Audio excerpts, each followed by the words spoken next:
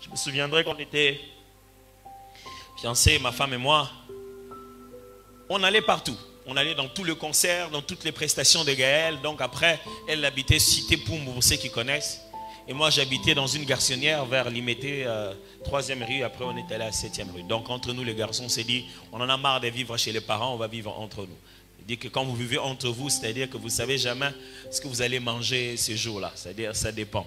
Donc, faites d'abord un effort de préparer le foufou d'abord comme fondation. Et le reste vous sera donné par-dessus. Donc, c'est comme ça qu'on vivait. Et donc, moi, où que l'on preste, quel que soit le coin du monde où on va prester, moi, je dois finalement aller l'accompagner à Cité Poumou. Sans savoir comment je vais rentrer. Un jour, j'étais tellement fatigué. Je suis quand même allé l'accompagner. J'ai dormi dans le taxi et on m'a volé les téléphones. J'arrive, elle appelle, elle appelle. Le lendemain, j'essaie de l'appeler. Je dis, écoute, on m'a volé les téléphones pendant que je dormais. Elle m'a dit, oh, vraiment. Mais demain, je l'ai quand même accompagné. Elle n'a pas dit, oh, il est là qu'il a noté. Elle m'a dit, mais tu vas quand même venir. J'ai dit, oui, maman, je vais venir. Au fond, elle voulait dire, viens quand même. On avait tellement de temps de se rencontrer en tant que collègues qu'on n'avait pas le temps de développer notre vie de fiancés. Parce que ce n'est pas parce qu'on se voit pour ça. Et donc, j'ai commencé à m'en rendre compte. J'ai dit, écoute, je veux venir te voir, on va aller se promener, on va passer un bon moment ensemble. Moi, je n'étais pas trop fort dans les histoires des frais non remboursables comme les restaurants ou tout ça. Non, non, non. C'est-à-dire que dans le processus, ce sont des frais non remboursables. Vous allez beaucoup des restaurants, après quand il dit non. C'est-à-dire ce sont des frais non remboursables. C'est bien écrit dans le contrat. Pour toute annulation, les frais des restaurants ne seront pas. Non, c'est simplement parce que toute notre vie, on l'a menée déjà ensemble comme collègues. Et puis donc, je dis, ok, allez, il faut investir autrement dans cette relation. Je dis, je vais braver tout mon programme, je vais venir te voir, on va aller se promener. Ma pauvre fiancée se prépare ainsi. Aujourd'hui, je vais sortir avec mon fiancé. Je monte jusqu'à Cité Poumou, j'arrive, je la prends, je l'amène à Cité Verte. On est allé se promener. Pour ceux qui connaissent les deux endroits, Cité Poumou c'est là-bas, Cité Verte c'est là-bas. On a traversé et on a commencé à se promener en marchant. La pauvre dame, au fond d'elle, elle se disait que je venais, je vais l'amener quelque part. Et elle avait envie de me bouffer. Et puis on s'est promené, on s'est assis quelque part, on a causé, on a parlé de tout, de rien. Après on a encore marché, je l'ai ramené chez elle. Elle ne m'a rien dit, elle ne s'est pas fâchée. C'est seulement après qu'elle m'a dit vraiment, ma fiancée, donc c'est-à-dire, mais au fond, elle a regardé, elle a dit, ce garçon, il doit être super occupé pour qu'il fasse le grand sacrifice de venir pour qu'on traverse le fusque là-bas. Au fond, on a eu le temps de parler, juste nous deux, ainsi de suite. Ça fait mal. Mais imaginez que ma femme n'ait pas compris sa destinée quand on était fiancés. Et que tout dépend de moi. Toute sa vie, elle n'est rêvé que se marier. Si ce jour-là, je fais ça, elle coule en sanglots, elle pleure, elle tourne vers le Seigneur. Seigneur, l'homme en question, elle ne vit pas, elle ne vit que par moi. Un jour, une belle histoire, John Maxwell nous racontait. Il arrive dans une conférence où sa femme devait intervenir. Il était en train d'enseigner ailleurs, mais il a voulu faire une petite surprise à sa femme. Il est allé dans cette conférence, il s'est assis au fond. Et sa femme était à la chaire et on était en train de lui poser des questions. Et on est subitement tombé sur cette question. Il dit, Madame, est-ce que votre mari vous rend heureux? Il était au fond de la salle. Il a croisé ses bras. Ok, on va entendre maintenant. Je suis sûr qu'elle va tout dire de bien. Et sa femme dit, non. Hein? Il est choqué. Et les journalistes, le présentateur aussi est choqué. Il dit, Madame, vous avez compris ma question. Je dis, est-ce que quand même votre mari vous donne le bonheur? Il dit, non, je ne peux pas vraiment dans ma vie attendre que mon mari me rende heureuse. Ce n'est pas possible. Il dit, Vivre tout le jour en me disant que c'est lui qui me rendrait heureux, c'est vivre tout le jour en ruinant sa vie. Je me réveille en trouvant ma joie en Christ par rapport au plan qu'il a dans ma vie. Et lui devient un des instruments de Dieu pour pouvoir rendre complet cette joie-là. Mais quand ce jour-là, ce n'est pas lui que Dieu utilise, il utilise le fait que je le sers. Il utilise le fait que je prie. Il utilise le fait que je vais au travail. Il utilise le fait que je m'occupe de mes enfants. Ce n'est pas mon mari qui doit me rendre le bonheur. Ils ont juste envie de dire, un moment, arrête de tourner autour de moi, tourne autour de Dieu. Arrête de tourner autour de moi, tourne autour de ta destinée. Aujourd'hui, certaines personnes ont compris le mariage comme étant une fin, pendant que ça n'a jamais été une fin en soi. C'est ce que cette femme essaie d'expliquer ici quand elle répond aux journalistes. Elle dit, la finalité, ce n'est pas mon mari. Mon mari n'est qu'un de moyens. La finalité, je l'ai déjà atteint. Je connais déjà où je vais. Je sais qui je suis. Alors, quand quelqu'un ne sait pas qui il est, vous le mettez dans une équation. Au lieu d'être un nombre, il est encore un X. Il ne se connaît pas lui-même. Combien de gens ne se marient pas finalement dans un mariage des deux inconnus? Inconnus pour toute la vie. Ils ne se connaissent pas du tout. Non pas que l'un ne connaît pas l'autre, mais chacun ne se connaissant pas, il ne sait pas donner à l'autre suffisamment d'informations pour qu'il le connaisse. Parce que lui-même aussi est ignorant de soi. L'une des plus grosses erreurs que les gens commettent dans la vie, ils ne passent pas assez de temps avec eux-mêmes. On passe du temps avec nos photos de Facebook, les avis des autres, leurs j'aime ou leurs dislike. Tout ce qu'ils disent, on ne passe pas du temps avec soi-même. Rester, c'est dire à Toms, est-ce que tu aimes ça vraiment? On ne passe pas du temps avec soi-même. Or, l'identité d'une personne, la compréhension de sa destination finale, appelée destinée, dépend du fait que tu passes du temps avec toi-même. Toutes les grandes personnes, tous les grands leaders que je connais dans la vie, vous verrez toujours dans l'histoire qu'ils étaient des hommes de méditation. Ils avaient un temps où rester seuls avec eux-mêmes. Dans la vie, celui qui va dans une situation, dans une direction, il sait que la boussole des fois perd le nord. Il faut s'arrêter pour que la boussole retrouve très bien la direction. Passer du temps avec soi-même. Je n'ai pas dit avec Dieu dans la prière.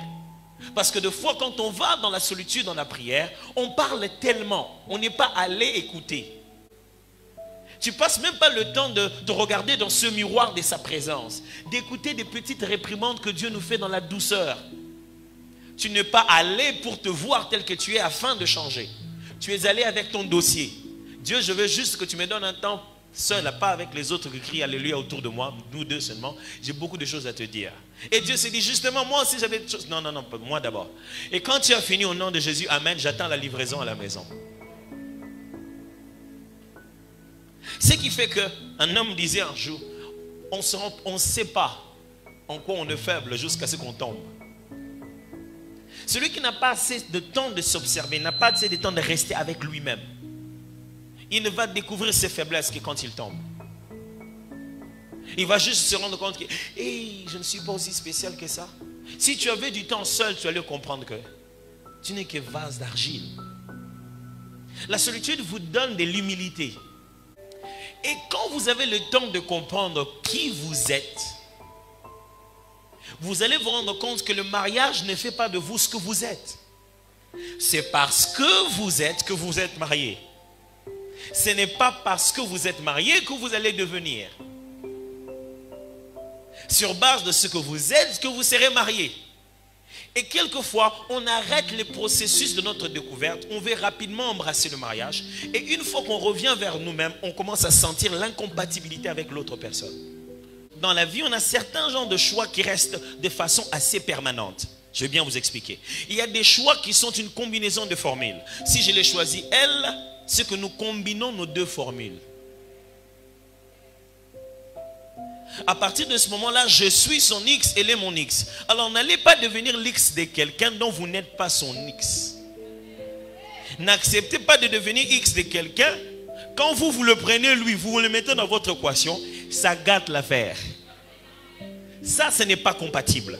La compatibilité est que si j'entre dans ton X et que toi tu entres dans le mien, le résultat final de deux côtés doit donner le même chiffre.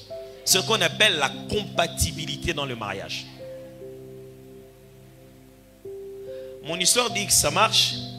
Ça va pour l'instant? Vous auriez voulu que je sois votre prof de maths, hein? Ça aurait été plus facile. Hein? Non, ce ne sont pas les maths qui sont faciles, c'est les mariages qui est facile. On comprend tout quand on explique sur le mariage. Même avec l'alchimie, vous allez comprendre. Ce genre de choix appelé mariage peut donc influencer tout le reste. Alors je dis absolument tout le reste. Mais il y a une chose très très importante à comprendre. C'est que la vie en elle-même ne se vit pas autour du mariage. Le mariage n'est pas le seul X. Il y a même d'autres valeurs qu'il faut introduire bien avant, qui te permettront au moment de choisir la valeur du mariage, tu sois un peu plus sûr de toi. Et ça n'a rien à voir avec qui vient dans ton mariage, mais ça a d'abord à voir avec qui tu es toi-même. Qu'est-ce que tu essaies de dire? J'essaie de dire ceci. Si tu ne sais pas travailler ce que tu es, tu seras toujours une valeur incompatible pour les autres.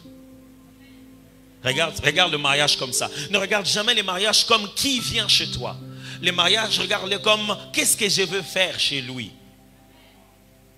Par qui va t'aimer? Est-ce que j'en ai suffisamment à donner pour aimer? Dans la Bible, le mariage, dans la Bible, l'amour n'a jamais été considéré comme une chose à recevoir. Jésus, quand il donne des ordres d'amour, il donne des ordres d'amour comme une chose à donner. Et lorsqu'on voit Dieu se révéler dans la Bible comme amour, ce n'est pas un Dieu qui reçoit de l'amour. C'est car Dieu a tant aimé le monde qu'il a donné son Fils unique. C'est aimez-vous les uns les autres comme je vous ai aimé. Quand vous avez entendu qu'il a été dit, vous haïrez vos ennemis. Moi je vous dis, faites-vous aimer par vos ennemis? Non, vous aimez. Même quand eux ils sont ennemis, le mariage n'a de sens que quand nous on peut le conjuguer. Plusieurs façons d'expliquer la relation du mariage.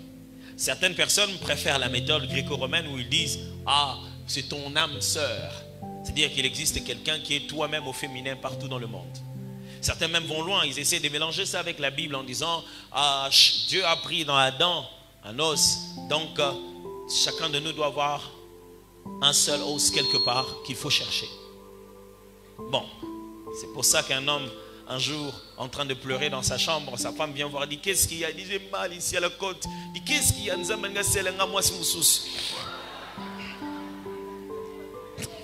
Certains pensent comme ça, mais la difficulté qu'il y a avec cette façon de réfléchir, c'est que s'il arrive que l'un des deux conjoints meurt et que la personne se marie après, on se demande combien de côtes il a fait finalement. Alors, donc, on préfère aussi regarder le mariage comme le fait que c'est un jeu de compatibilité, une association de compatibilité, c'est-à-dire chaque personne a une liste de personnes compatibles partout dans le monde. C'est-à-dire qu'il est possible que quelque part dans le monde, il y ait une Nadège qui soit chinoise, une autre qui soit indienne, une autre qui soit... Partout dans le monde, il y a des gens qui ont le profil de ma femme. Mais les choses qui réduisent le choix, c'est d'abord où tu es né, la culture dans laquelle tu grandis, l'endroit que tu fréquentes, ça réduit déjà les possibilités de rencontrer les autres compatibles. Vous avez compris ça?